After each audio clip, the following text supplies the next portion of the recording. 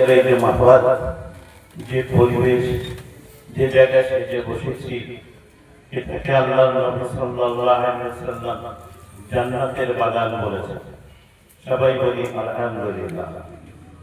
এই যে মেয়েটি কোরআন শরীফ যে মহারে বসে মুখস্থ করেছে, যেখানে বসে বসে ইয়াদ করেছে, যে শিক্ষকের কাছে যে পরিবেশে নিয়ে পড়েছিল, সেই পরিবেশের কথা হাদিস শরীফে আল্লাহ রাসূল সাল্লাল্লাহু আলাইহি ওয়াসাল্লাম বলেছেন, মাজতামা কওমুন ফি বাইতিন মিন বুয়ুতিল্লাহ ইয়াতলুনা কিতাবাল্লাহ ওয়া ইয়াতাদারাসুনা বাইনাহুম ইল্লা নাযালাত আলাইহিমুস সাকিনাহ ওয়া গাশিয়াতুহুমুর রাহমাহ হাফাতুহুমুল মালায়েকা যাকারহুমুল্লাহু ফিমান ইনদাহ। একটা হাদিস কিভাবে তৈরি, তার পরিবেশ কেমন আছে?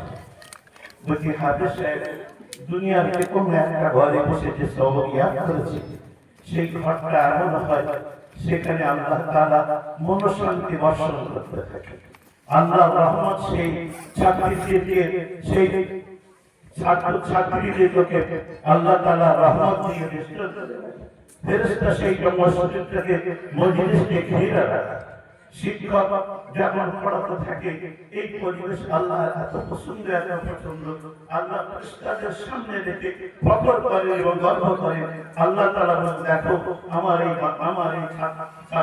এই বান্দা বান্দীরা কিভাবে তারা মনোযোগ সহকারে আমার তাআলা ইয়াদ করছে, মুখস্থ করছে।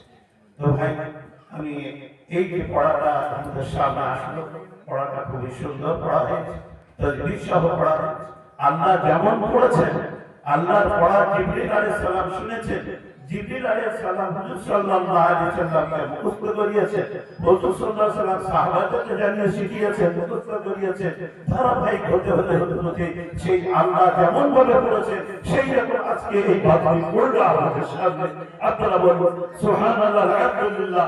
নিয়ত করো যে আমাদের সন্তানরা এমন ভাবে যেন পড়তে পারে। তার জন্য এই মাদ্রাসা, ইদারা তার দিকে আপনাদের দিকে তাকিয়ে আছে।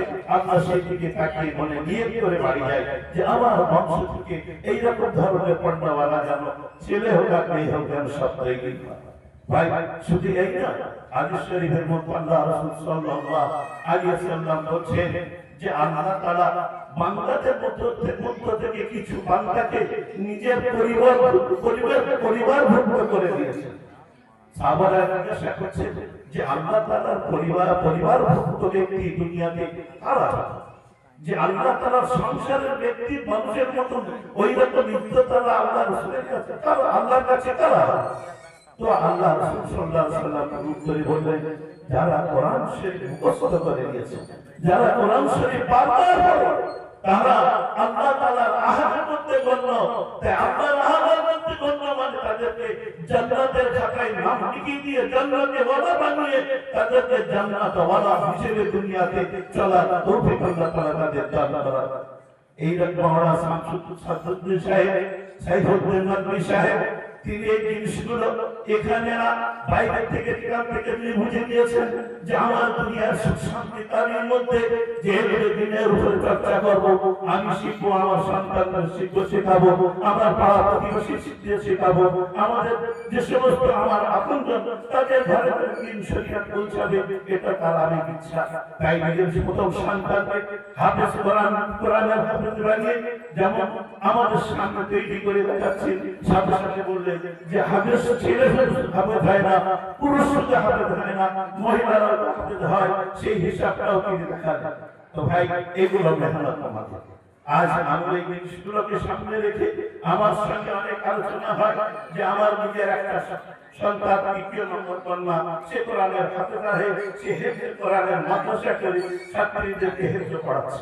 তার নিজের একটা মেয়ে ইংলিশ মিডিয়ামে এই পড়াচ্ছে, কিন্তু সে কোরআনের হাফেজ হয়ে এর মতই দৌড়া দিচ্ছে, তো কেন হবে? আমাদের মেহনতই হয় না। একটা মেয়ে যদি এমএ পাস করতে পারে, একটা মেয়ে যদি উকিল হতে পারে, একটা মেয়ে যদি ডাক্তার হতে পারে, একটা মেয়ে যদি মাস্টার হতে পারে, তাই কেন আমরা এগুলো পারবো না যে আমাদের সন্তানগুলোকে কোরআন শিক্ষায় শিক্ষিত করে, হাদিসের শিক্ষায় শিক্ষিত করে তাদের আল্লাহ তাআলার মতো জান্নাতি বান্দা বানানোর কেন মেহনত আমাদের মধ্যে থাকবে না?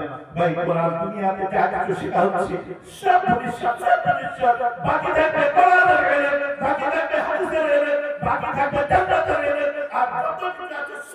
সুন্নাত হবে সেটা নিয়ে বড় আলোচনা আমাদের থাকবে মহতের পরে ভাই যেটা বেঁচে থাকবে যেটা আমার সঙ্গে থাকবে মহম্মদ সময় কালেমা নসিব হবে কবরে যে কোরআন শুনতে থাকবে আখিরাতে যে কোরআন শুনতে থাকবে আমি যেখানে যাব সব জায়গায় কোরআন শুনতে থাকবে আল্লাহ তাআলা কত বড় সৌভাগ্যবান তারাই যারা কোরআন মুখস্থ করে নিয়েছে আল্লাহ রাসূল সাল্লাল্লাহু আলাইহি ওয়াসাল্লাম বলেন ইউকালু লিসাহিবিল কোরআন ইকরা ওয়া ইয়াত্তাকা ওয়া রাব্বিল কামা কুনতা তুরাতিলু ফিদ দুনিয়া أينما ترك الدعاء آية تقرأها الله الرسول صلى الله عليه وسلم বলেন আল্লাহ তাআলা নিজে মহব্বত করে হাফেজে কোরআন কিয়ামতের ময়দানে নিজের কাছে ডাকবে আল্লাহ তাআলা বলবে তুমি দুনিয়াতে যেমন তুমি সুন্দর করে কোরআন শরীফ পড়তে আজকে আমি আল্লাহ আমার সামনে তুমি সুন্দর করে কোরআন পড়বে সেই বান্দা কোরআন শরীফ পড়তে থাকবে আর আল্লাহ তাআলা বলবে তুমি জান্নাতে একটা দরজায় ধাক্কায় তুমি উঠতে থাকো